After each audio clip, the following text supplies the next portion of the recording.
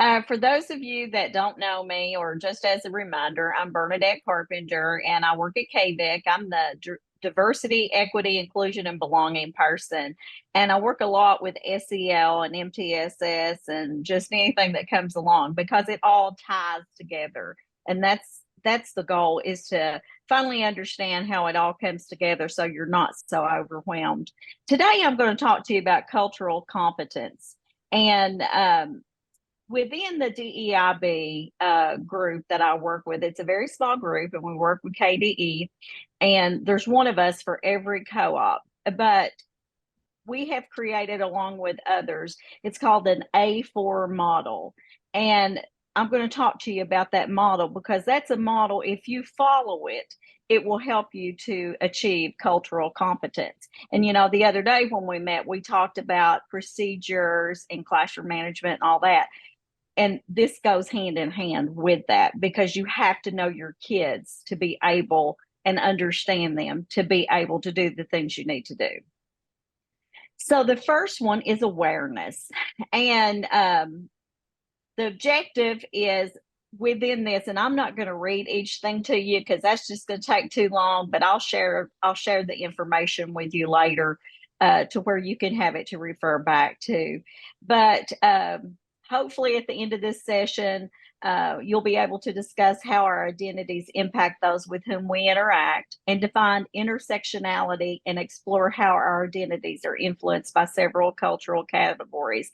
And, the thing is, we all have our own beliefs. We all have our own values. We have our norms, our customs, traditions. So all these things we're bringing to the table that when put together, they make us who we are. And it makes us a little bit different sometimes than who other people are. But we have to be able to understand who we are and understand who they are and allow them to be who they are.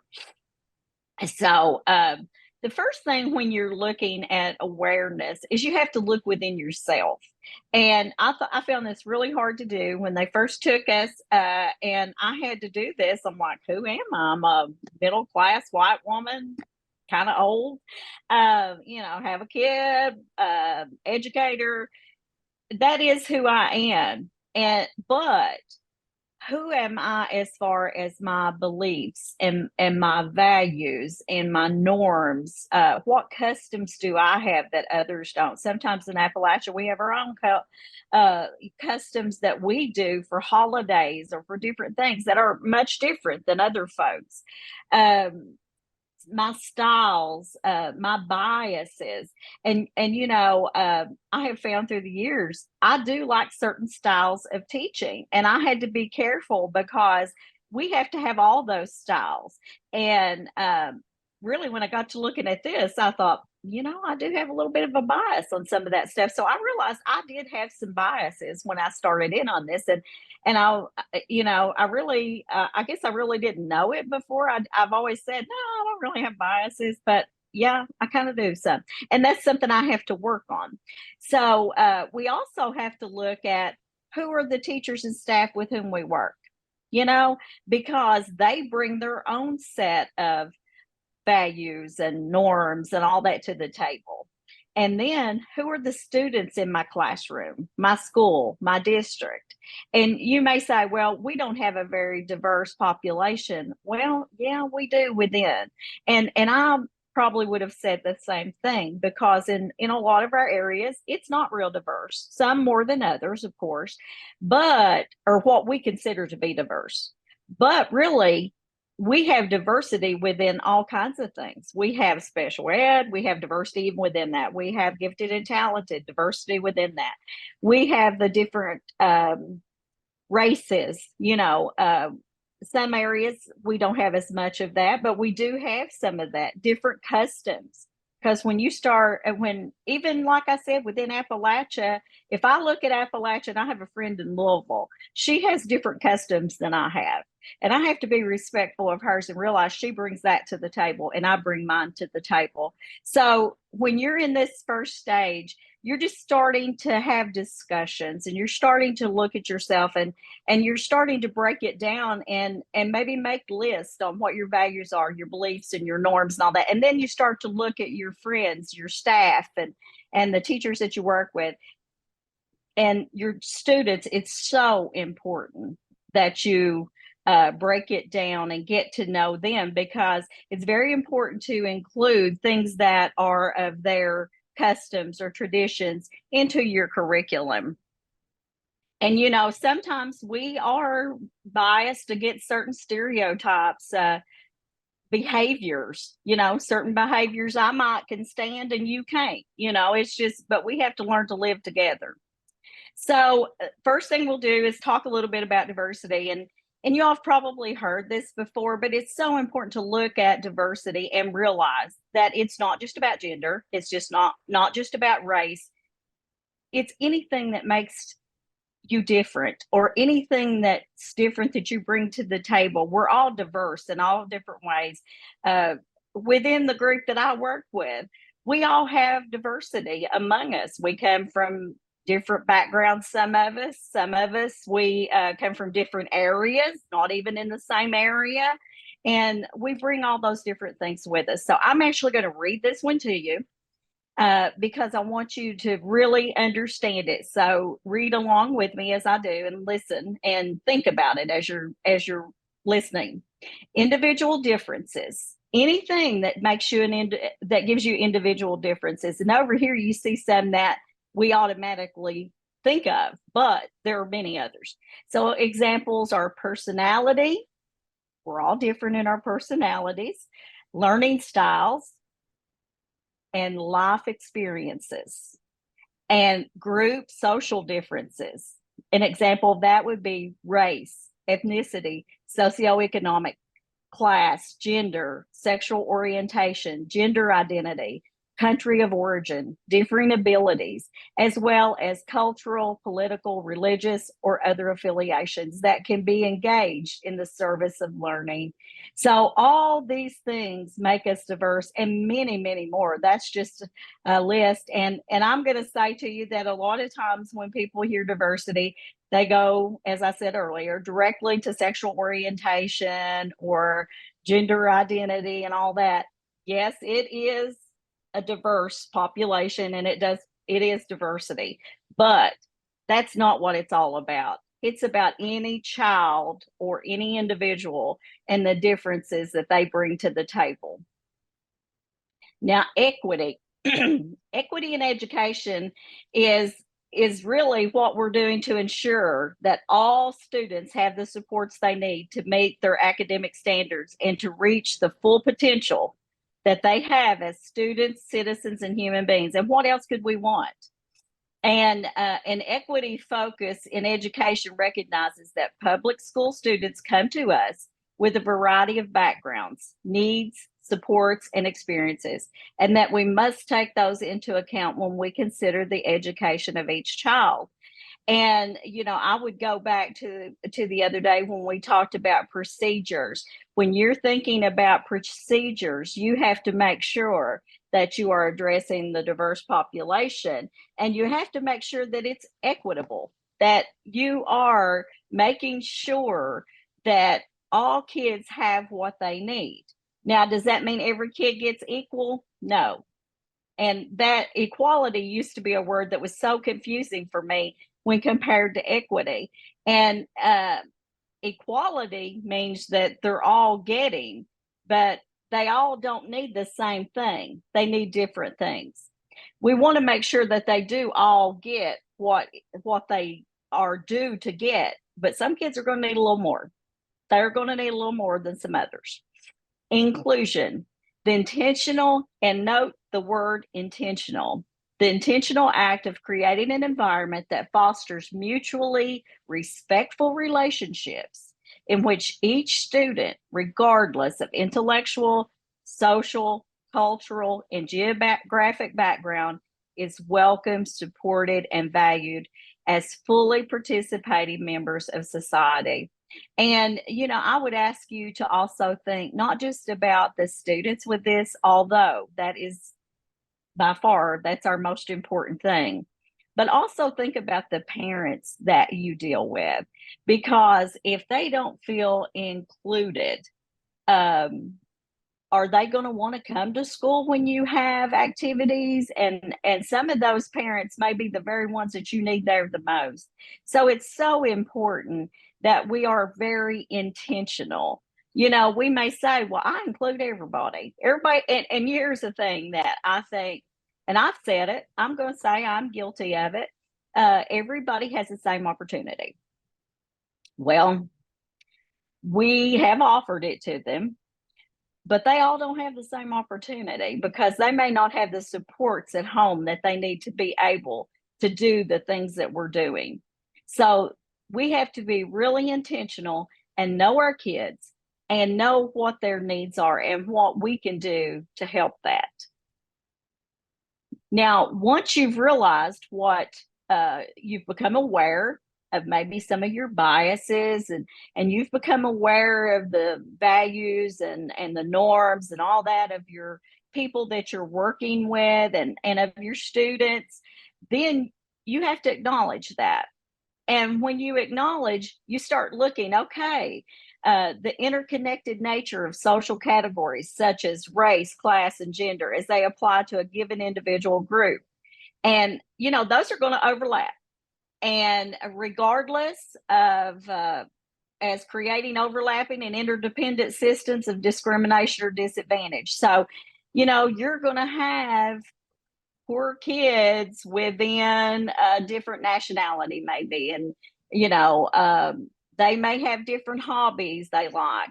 Everybody brings different things to the table, and that's why it's so good to take advantage of all the things that everybody brings, because you know, a lot of times kids have a lot to offer and we don't even realize it. So the interaction of multiple identities and the experiences of exclusion and subordination within them, associated with them, the inequalities produced by simultaneous and intertwined statuses, and how that influences the life course of an individual or a group. As I said before, we bring all these to the table and many, many, many more, you know, ability. You got some kids, it may not be that they don't have the ability. It may be that they didn't have that experience that they're bringing with them. They've come from a background where they have not been exposed to a lot. So basically, because this is a lot of, I know it's kind of like, oh, it all just rolls together. But when you're talking about intersectionality, it's just looking at everything that you bring to the table that intertwines together to make you who you are. And you acknowledge that. You say, okay, here are my values, beliefs, norms, customs, traditions, you know, stereotypes and behaviors. And how are they the same or different than others? You know, and you start having those discussions and you start looking and thinking about it even yourself. What additional cultural knowledge, awareness, and understanding do I need? So you can ask yourself these questions. And like if you're in a small group, you could do this, you know, how am I? How do my social groups intersect? And, you know, many of us, we don't do this, we don't have social groups that are the same, but there are within some of that you're going to see some intersection usually. How am I the same as those with whom I work? How do I differ? And like I said, you know, where we work, we're all different. We have a lot of the same things within us. We come from a lot of the same backgrounds, absolutely. But we have been exposed to different things. You know, some of us have been exposed more than others, and some have had different experiences that others have not. So, how am I the same as the students that I serve? How do I differ? And this is for you just to start examining yourself and asking yourself that question, because, you know, going back to the procedures, it impacts how you do your procedures and how you have your what rules and all that. All that's impacted by knowing this and knowing your kids and realizing yourself how you feel about things, and actually being intentional with yourself to see if you're addressing what you need to be. So what implication does this knowledge have on the work that I do? Does anybody have any ideas on that?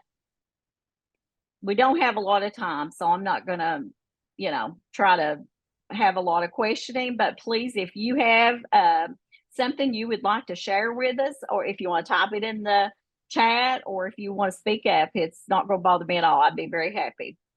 So intersexuality and identity. As we said, intersexuality is multifaceted and identities are overlapping.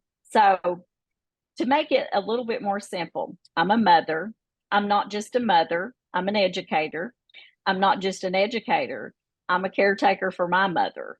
I am, I have a lot of different things identities that I'm working with right here. And when you hear identities, that's what we're talking about. What identities are you bringing to the table? What we do with the knowledge of intersectionality and identity matters for all groups. Challenging ourselves to be open to exploring these unique, interconnected ideas and experiences is crucial in unifying diverse groups of people. What are some ways in which our identities intersect? And I just gave you a few examples of that. This was a little activity, and it's about empathy. Put yourself in their shoes. And I think that is probably one of the most important thing you can do at times. Well, probably most of the time, is put yourself in another person's shoes and actually determine if you have some empathy for them. So let's think about your students or colleagues. What identities do they carry? And you probably have already thought of some while we've been talking here. But now specifically think about your students that are traditionally underrepresented. Neurodiverse students, students with disabilities, low socioeconomic status. We have a lot of those in our area. Emerging bilingual, multilingual English learner, Black, Latin, Asian, and so forth. So what intersections might these students be working through? How are these intersections impacting your students, or possibly even creating confusion? Because sometimes people look at it and they're not looking at the whole person.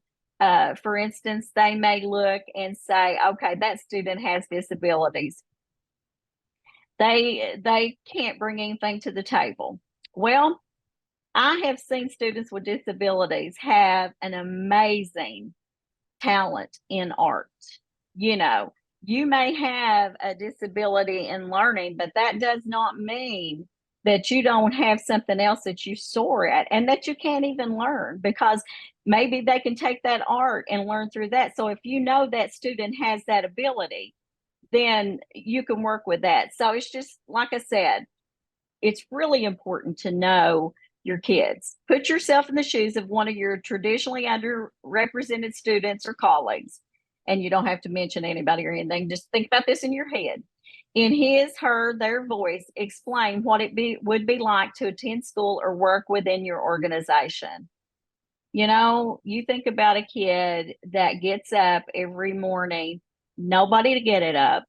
And you may not realize that until you start digging into their background. Either mom's not there or mom's not getting up with them, and that happens. They're low socioeconomic status, so maybe they don't have what they feel is nice like the other kids. So they're dreading coming already because they feel like they've got a knock against them. Do you think that would be a challenge? And also, if you had trouble learning, if you just struggled with a certain area, even you dread coming to school. Because I know myself, if there's something I don't feel that confident about, I'm like, oh, really kind of dreading that, so you don't enjoy it. So are you acknowledging those things, and what do you look forward to? What don't you look forward to? And we all have things we don't look forward to, but we have to still do them sometimes. How do you come to terms with how you are seen, heard, and valued each day? And it's so important for kids to know that they are valued. Now, there's this thing that, and there's several different types of empathy interviews, and um, it's a one-on-one conversation that, and sometimes they'll even do them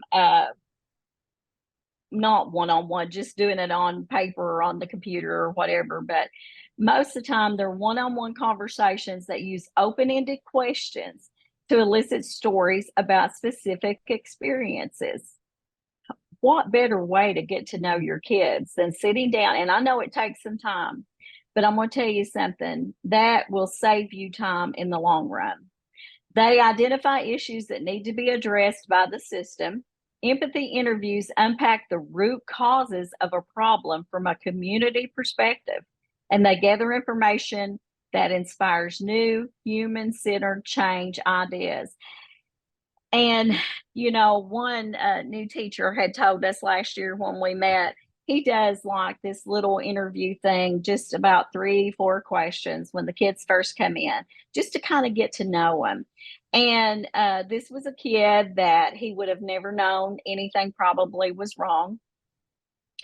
But the kid shared one of, and I can't remember exactly what his questions were, but she shared that she was scared of not having a place to live. Her mother, I think, was gone, dead. Her grandmother was ill, and she lived in fear that if something happened to her grandmother, that she would be put in foster care. And this kid had this just bearing on it all the time. And so when he saw that, he had a discussion with the kid, and he found out things that she liked, and he really tried to help her to work through that. He got her the help that she needed. So once again, get to know your kids. Now, I'm not going to take you into these, but I will share these with you. These are some examples of resources and just different examples of questions that you can use for empathy interviews. Here's a question: what makes you feel seen and heard at work? If you, and I have to work on this right here because I am terrible. But if someone comes into my office and I don't look up and acknowledge them, and Mary can tell you I am guilty of this, I'll keep typing, working and trying to talk, and I can get it. Don't get me wrong, I get the whole conversation, but am I actually acting like I'm interested? If my little group didn't just know me, they'd probably hate me, but because I am really, really bad for that. So it's really important not to interrupt. And I've been guilty of that. Sometimes my friend Bronna, she'll say, "Hey, I want to talk about me right now. So be quiet. I'm going to tell you about me." And we have that relationship that we can do that. She told a story the other day about body language. A little boy had come in to talk to her. And when he did, she was busy and she just looked up and just kind of, just dropped her body, and it broke that child's heart, and it broke her heart that she had done that. So your body language is so important. Take the time to stop. And I have really tried to do this with kids all the time I've been in education. I mean, have I always been perfect? No, I have not. But I really try to make those connections and to get to know them and to let them know I'm interested in what they're saying. Not as good with my colleagues, need to work on it. I am. And make eye contact as much as possible while using the affirming body language. It lets that person know that you hear them, that you care about what they're saying. And, I've had some friends that have lost their husbands, and in the last 6 months to a year, and I've had to just stop sometimes and just say, okay, just talk to me, that's fine. And, sometimes people just need you to hear them. And sometimes kids really just need you to hear them. So from empathy to action. So when you did the interview questions, you have to think about what themes did you hear? Did you hear things throughout with different kids that were an issue? Did the empathy interviews help you understand at a deeper level? what changes might help going forward, and how will we know the changes implemented were effective. And right down here's a empathy interview data presentation, and I'm not going to take time to go into that, but there is one there, and I can share it with you if you would like to see it. Storytelling.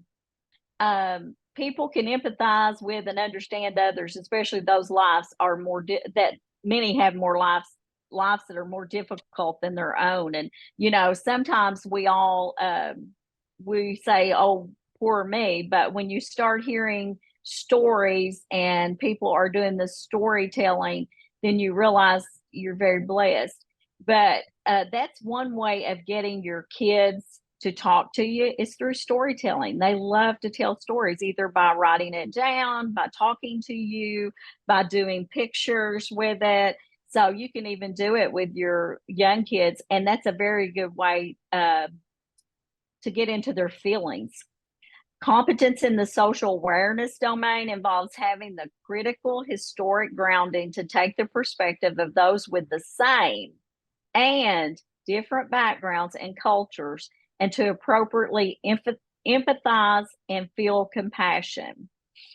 If you can't feel compassion, then you really need to work on it, because and I think that sometimes we're afraid to that people will perceive that maybe as being weak or whatever, but it is being strong.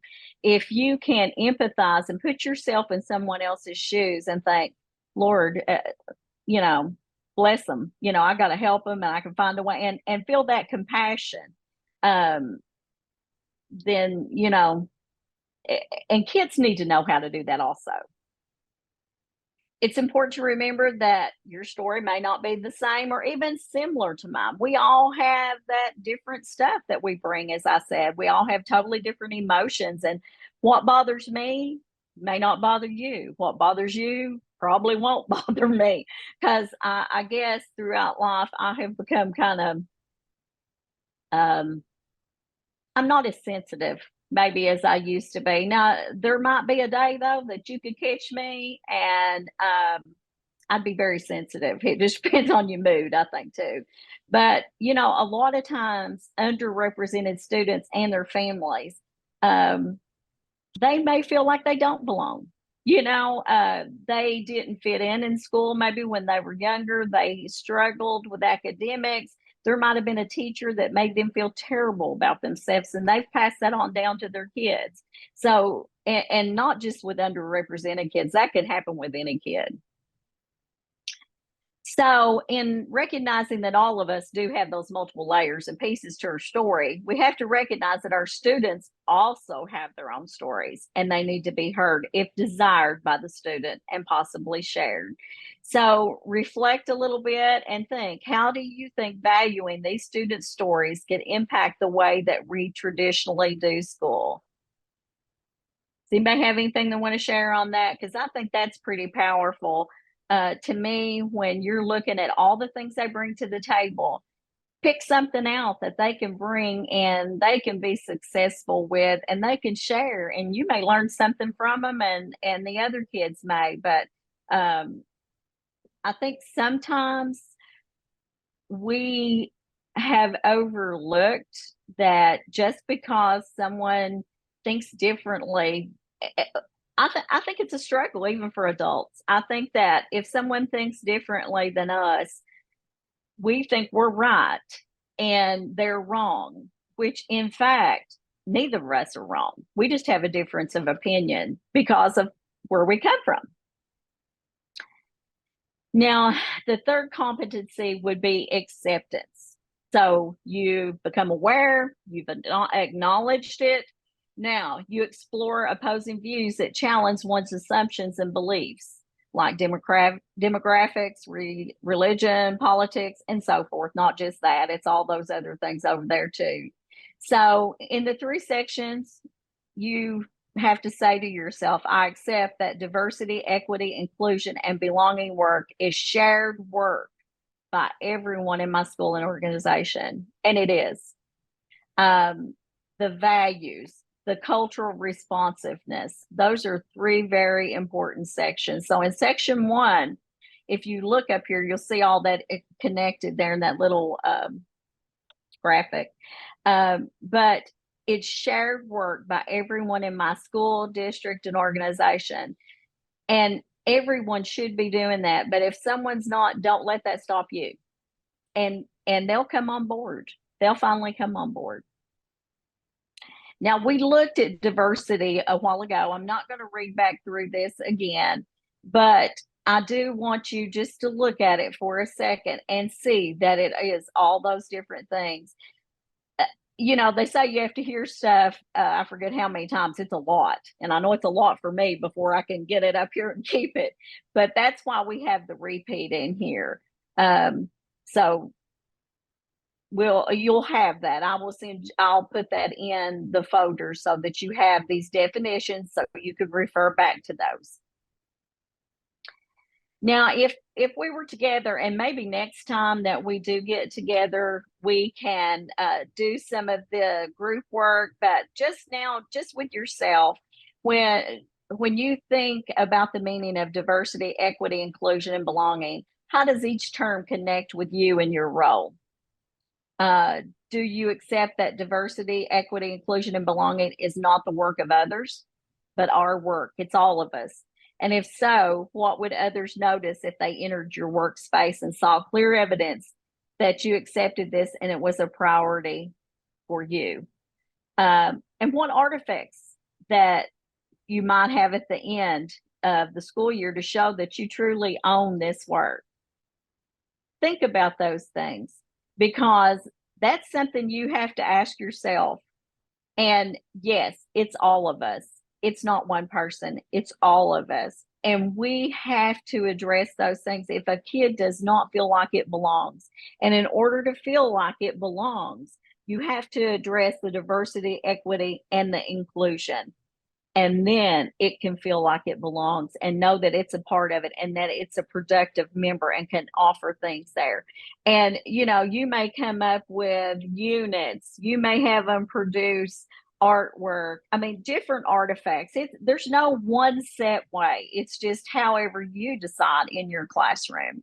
You know, with this right here, we did this street data. We did a book study on it, and it was very enlightening. And I agree with it totally, because, and I'm not going to go into each one of these, but I will share this with you. I'll put it in the folder in case you want to go back through it. But there's many kinds of equity. And right here, it breaks it down into the different types of equity. So in the street data, the main premise of it was that, you know, sometimes the only data we look at is academic. We do not look at what's going on around us. We are not looking at what's going on in that kid's life. We had in the book, there was a lady that followed a kid through school the entire day. And the one thing that she saw was that kid, from the time he walked in to the time he left, I think he had like 17 negative comments. Otherwise, he had like a hood on. It was like, get your hood off, you know, instead of trying to get to know the kid. And I know we all get busy, but you know, we have to look at what's best for that kid. And I think he had 2 or 3 positive things all day long. Now, do you want to go to a place where all you hear is negative all day? So that data told me about that kid was, first of all, the kid had some issues that needed to be addressed. And getting to know that kid, developing a relationship with that child would have helped them to address those. And I think in the end that was done by someone, but it was amazing that she followed that kid and saw that all day long. I mean, can you even imagine? But I'm going to share all these different types of equity, and I'm going to I'll have Mary put it in your folder. And then if you have questions, please feel free to let me know. and I'd be happy to get, if you wanted to even do a book study, and we are doing a survey on book studies. We didn't include that one, I don't think, but if that's something you'd be interested in, I'd be happy to do it. But, and it's not just what happens in the school, it's all these other things that are going on outside that you can measure and see the data on what's going on with that kid. Is he going to be truly successful? I mean, even if he does his academics, that kid's not going to have the social emotional learning provided to him that he's needing. So recognizing traps and tropes in your context, how can we avoid these? And now that you're aware of these common traps and tropes, how does this change your approach to equity work? I hope it makes you think a lot differently about it. I hope you realize that equity is so important, and getting to know that kid is the only way you're going to be able to provide that. Now, values is the second section. And, values reflect our sense of right and wrong. And they help us grow and develop. They help us create the future we want. The decisions we make every day are a reflection of our values. And most of us have learned our values from our parents and caregivers and extended family. I have values, many of them that my family had. My family was hardworking people, middle class, worked for everything we had. They taught me to be honest. They taught me your word is so important. Everyone was not raised with that. And so I can't criticize them for what they don't understand because they were not raised with it. And not that mine are always right.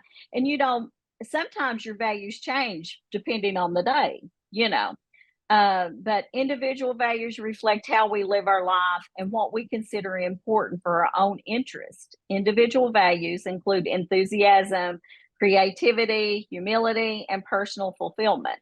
Now, I feel like I keep my base values that I just mentioned a while ago all the time, or do my best. I'm not perfect by any means, but I think that some days I'm more enthusiastic than others.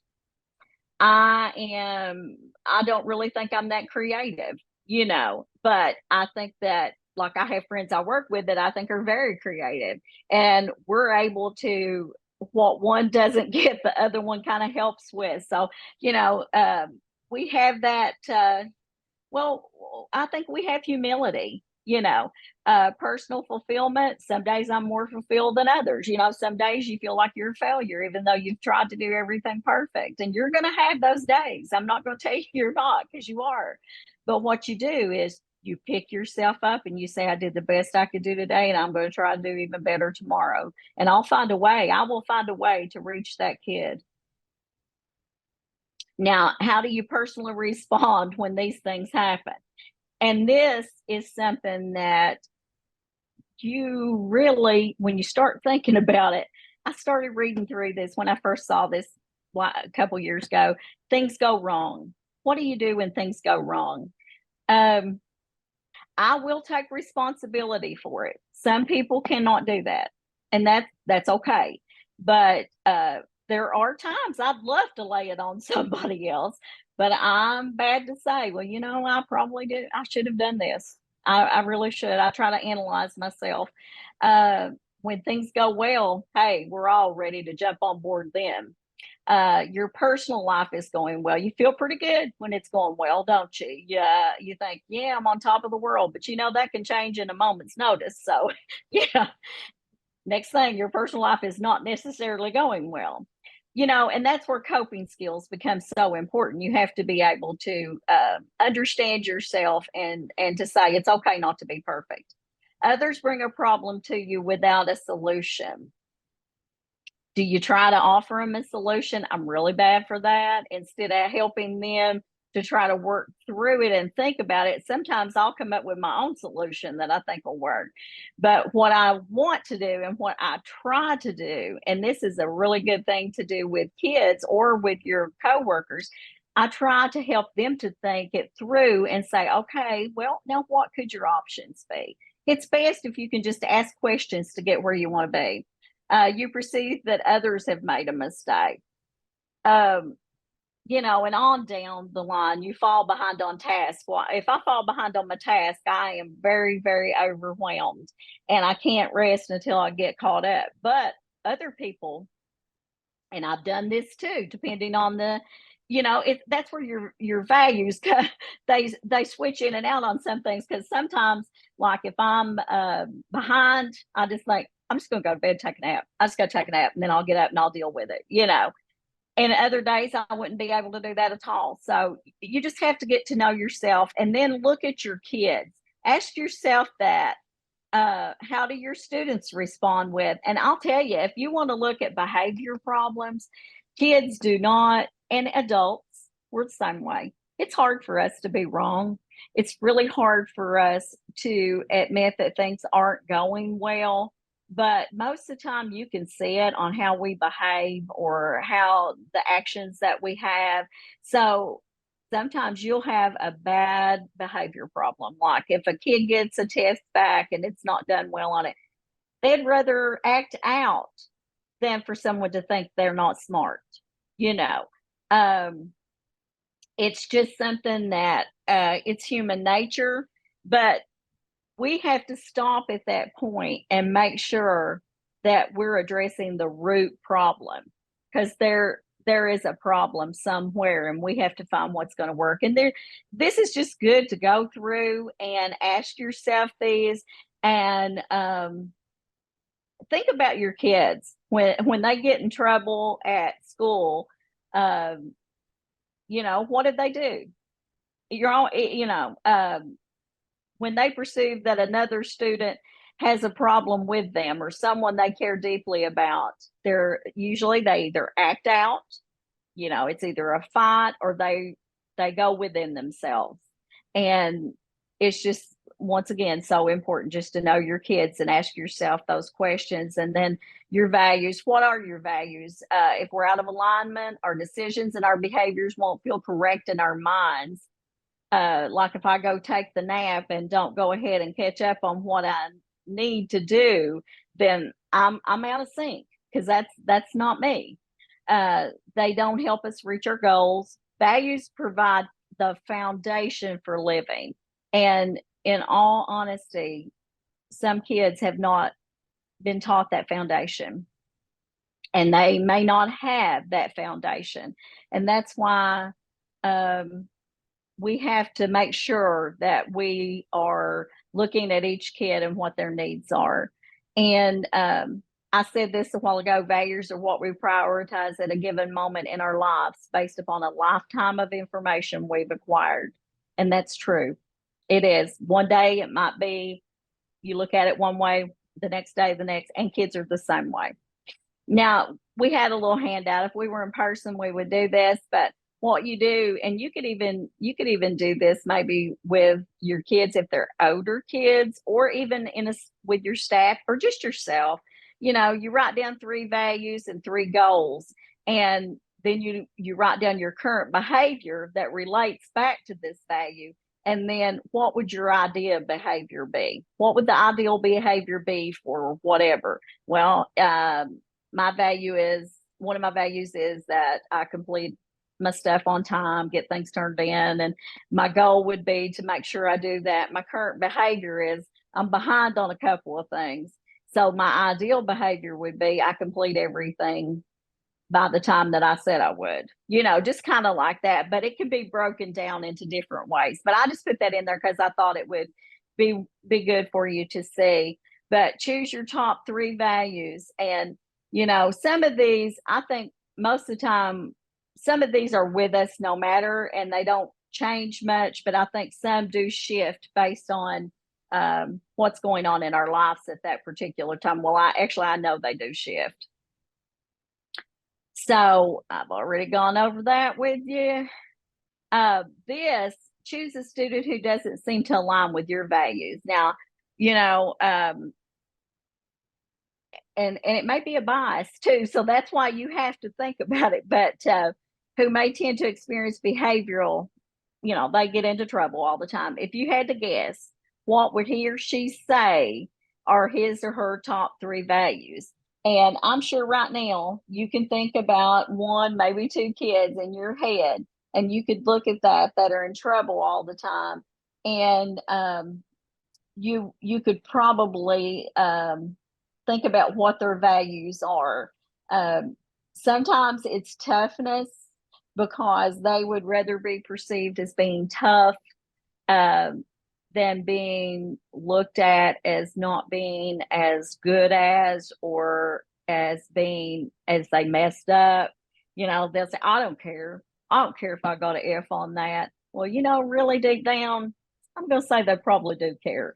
But their values, they're including that to, that's a way they're trying to address it, and that's a value for them. That's some way that they've done that, maybe learned through parents or whatever.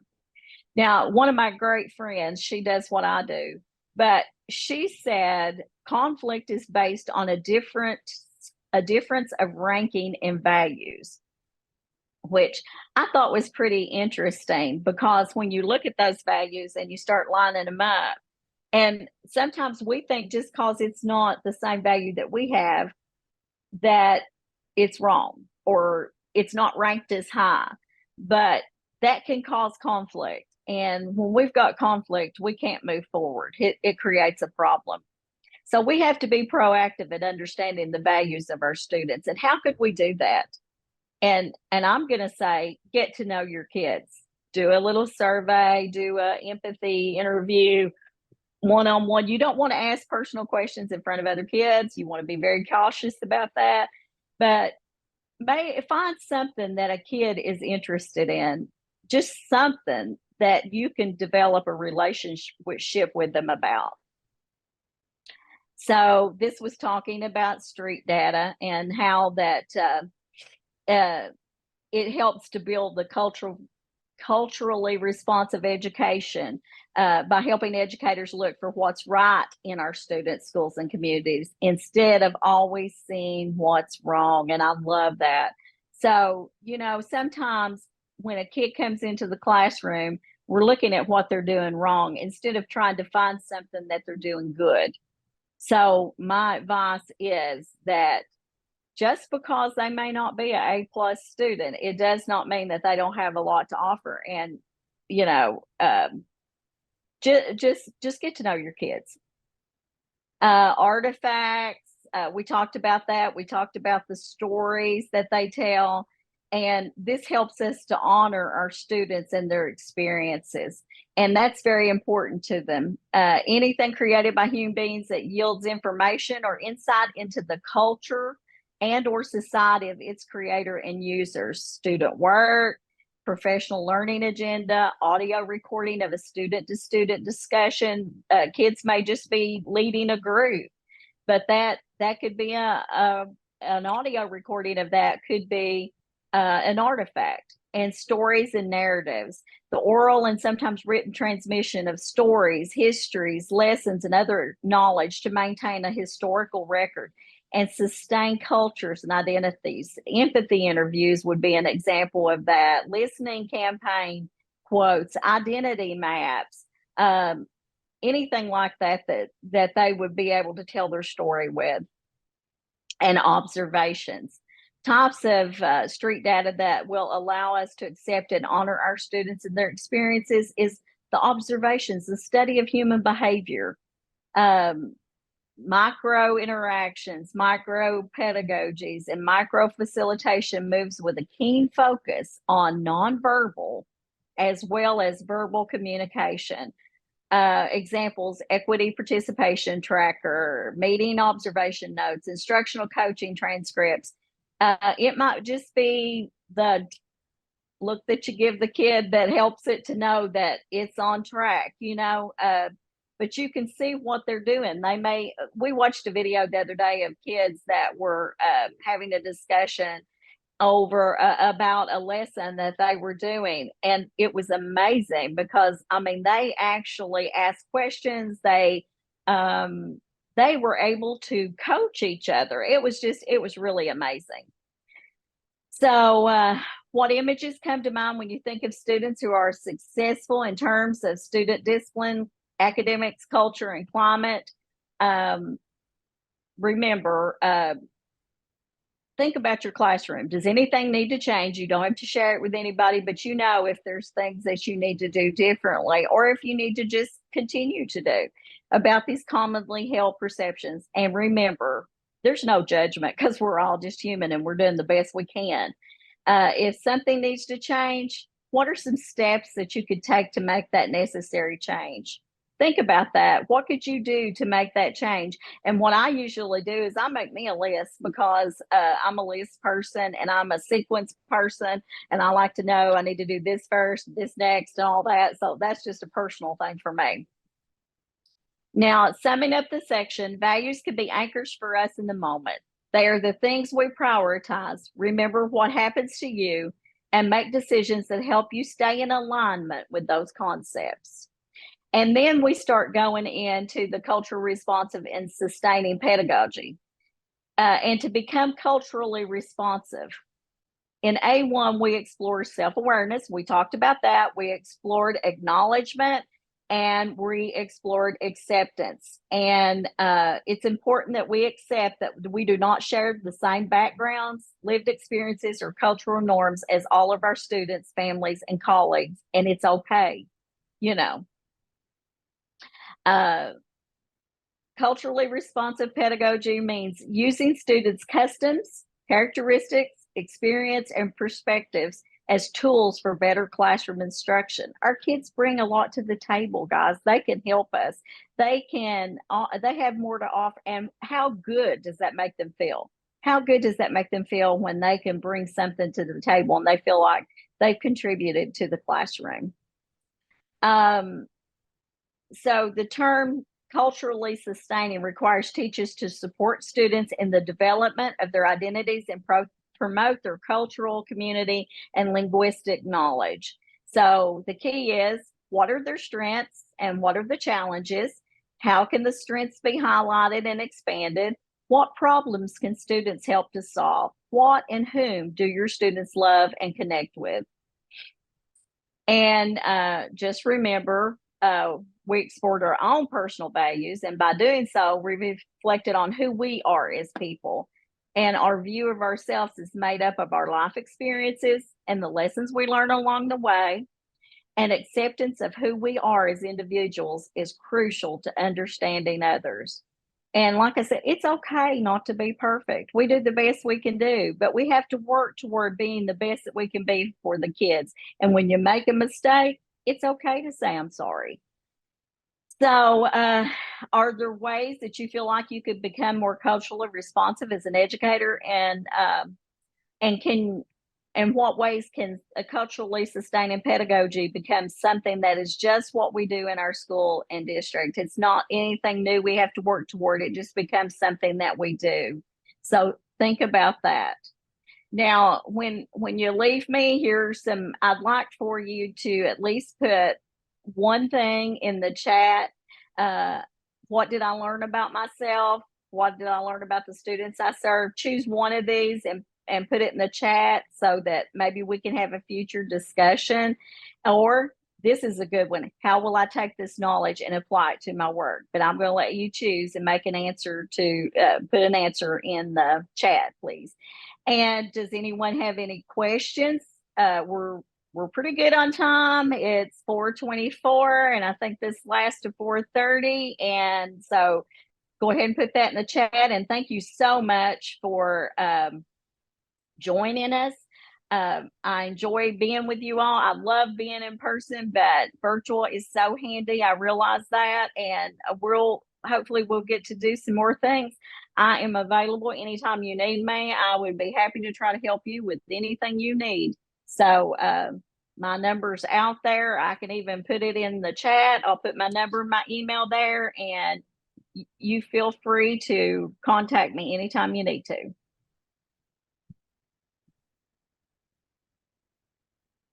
That's a good comment in the chat there, Bernadette. A couple of them coming in. When my students disagree, it may be due to a difference in values. That's a great absolutely realization. It is. It is. I learned Because that go ahead, Mary. sorry. The next one said, I learned that my students' diversity is not limited to their race, gender, or ethnicity, and that making a connection with them based on that diversity can make a huge difference. Thank you. Amen. Amen. That's true. Thank you. What did I learn about the students I serve? I learned that students I serve try their best and honestly just need some love and guidance. It's true. Amen. That is so true. Mhm. There's your cell number, Yes, I'm putting it, and I'm putting my email in you here. know, Yep. and uh, And I've got a dog. She's giving me some kisses. Excuse me, children. I'm sorry. I'm Nana's babysitting the grandkids. She's got a head big as this screen. uh-oh. Okay, there we go. All right. See your email. Yes. Also was put in the idea, there was a thank you. I like the idea of an exit slip or bell ringer when it's a private question, learn a little bit more about the student and family's culture background. Very good.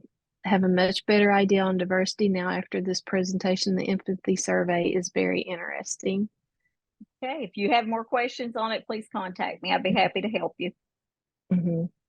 And then a couple of more realized I'm probably more different than my peers than I think due to my upbringing. And that's true. We all are different We are. because of that. Learned that even though most of my students are not happy to be at school, there are ways that I can make my classes enjoyable, educational for them. And what did I learn? I learned that by making connections with my students, I can make a difference. I serve a diverse group of individuals and have a better definition of what that means. And another one said, I also learned we have biases due to our own subjective experiences and identities. So true. It is important to be aware of those biases so they do not get in the way of us making our students feel valued as individuals. Empathy is key.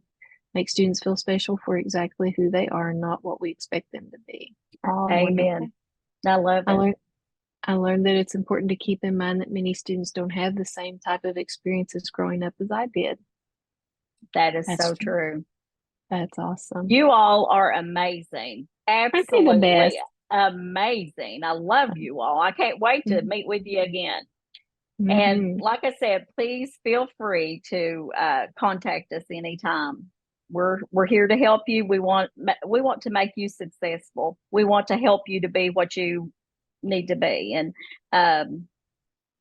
we love working with you. It's just enjoyable. Oh, we do, don't we? I'm going to drop in the chat. We have another one. I'll apply this knowledge in my work by trying to have more empathy for my more diverse students who are not like me. That's a wonderful thing. That's great. I have a better idea on diversity and what it entails. The empathy survey was the most interesting part. It is, and it's so important. Thank you, guys. You all are just amazing. Love it. I just dropped in the chat for you all a feedback survey, to where you can click on it, and if you will, when you fill that out and click submit, it will email you a certificate so that you can print that off and be able to share that with your principal or your district PD coordinator to be able to show that you did some professional learning after school. If you do not get it, it should come from kvec.training. So if it does not come to you, check your junk. And if not, just email me. I'm Mary Belcher. I'm the person who's been aggravating you and emailing you all the time with some of these things. So here's the face with the name. But thank you all so much. You're getting a lot of nice comments in the chat there, Bernadette. A lot of thank you. Thank you, guys. I appreciate you so much. So just a wonderful thing to kind of take a moment to step back and to really think about that because it has such an impact on our classrooms.